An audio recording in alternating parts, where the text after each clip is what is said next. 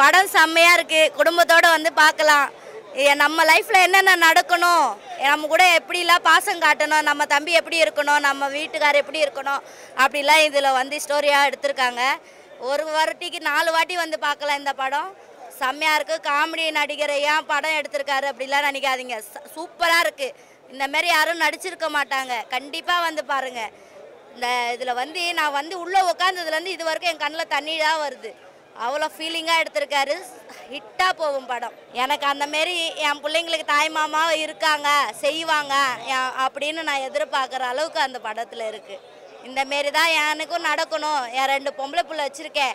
எனக்கு தாய் மாமா என் பிள்ளைங்களுக்கு தண்ணி ஊற்றும் போது வந்து செய்யணும் அப்படின்னு இருக்கு.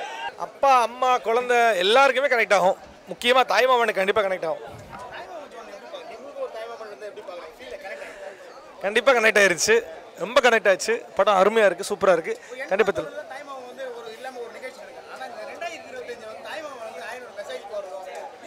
இப்போ எல்லாமே வாட்ஸ்அப்பில் ஆகிடுச்சு. ஸோ இப்போ வீட்டுக்கு போய் நேரில் அழைக்கிறது எதுவுமே கிடையாது. பட் ஓகே, இருந்தாலும் பரவாயில்ல. தாய் மாமான்றது இந்த படத்தை யாராவது பார்த்து நீங்கள் பிரிஞ்சிருந்தீங்கன்னா கண்டிப்பாக இந்த படத்தை பார்த்தா சேர்ந்துருவீங்க. அந்த மாதிரி நல்ல ஒரு படம், ஒரு ஃபேமிலிக்கான ஒரு நல்ல ஒரு படம். கண்டிப்பாக இருக்குது, கண்டிப்பாக இருக்குது. மதுரை மண்மணக்கும் சூரி தான். அவங்க இவ்வளோ ரொம்ப ரொம்ப கனெக்ட் ஆகலை. இது ரொம்ப கனெக்ட் ஆச்சு. எங்கள் தாய்மாமா வந்து இவ்வளோ எமோஷன்ஸாக என்கிட்ட நடந்துக்கல. இந்த தாய்மாமா ரொம்ப எமோஷனாக இருந்தார். அது ரொம்ப பிடிச்சிது.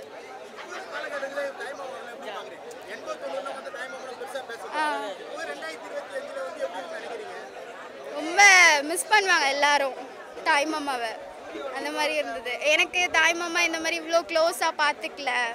ரொம்ப எதனா சண்டைனா வருவாங்க, சரி பண்ணுவாங்க, அதோடு போயிடுவாங்க. ரொம்ப க்ளோஸாக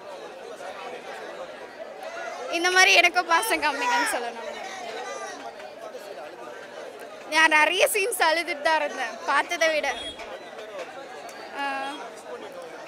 ஹஸ்பண்ட் அண்ட் ஒய்ஃப் வந்து க்ளோஸாக இருந்து ஒய்ஃப்க்கு எந்த நேரமும் அவங்க தான் ரொம்ப மதர் மாதிரி இருப்பாங்க அப்படின்றது அவங்க இறந்ததுக்கப்புறம் புரிஞ்சுதுன்னு சொல்கிறாங்க. அந்த சீன்ஸ் எனக்கு எமோஷனாக இருந்தது. அழுதேன். First class movie. யாருமே மிஸ் பண்ணாமல் பார்க்கணும். உறவு முறைகள்லாம் எப்படி வளரணும் அப்படிங்கிறத வந்து ரொம்ப நல்லா பண்ணியிருக்காரு. கடைசியாக ஒரு டச் கொடுத்துருக்கிறாரு இல்லையா, ராஜ்கிரனும் அவங்க பேர் எனக்கு தெரியும். அவங்களோட டச் ரொம்ப நல்ல டச். அண்ட் தாய்மாமா அப்படிங்கிற உறவு வந்து பிறந்ததுலேருந்து கடைசி வரைக்கும் வர உறவு தான் அப்படிங்கிறது வந்து இது ரொம்ப ப்ராக்டிக்கலாக சொல்லியிருக்காரு. சில விஷயங்களை வந்து ப்ராக்டிக்கலாக அக்செப்ட் பண்ண முடியாது, பட் அக்செப்ட் பண்ணி தான் ஆகணும். ரொம்ப நல்ல படம். என் தம்பியாக தாங்க நான் சூர்யா பார்த்தேன். என் தம்பி என் கூட இல்லை, இப்போ யூஎஸில் இருக்கான். என் தம்பிங்களுக்கு என் பசங்களுக்கு வந்து என் தம்பி வந்து தாய்மாமா அப்படின்னு நான் சொல்கிறத விட எனக்கு என் அப்பான்னு தான் நான் சொல்லுவேன் எப்பயும்.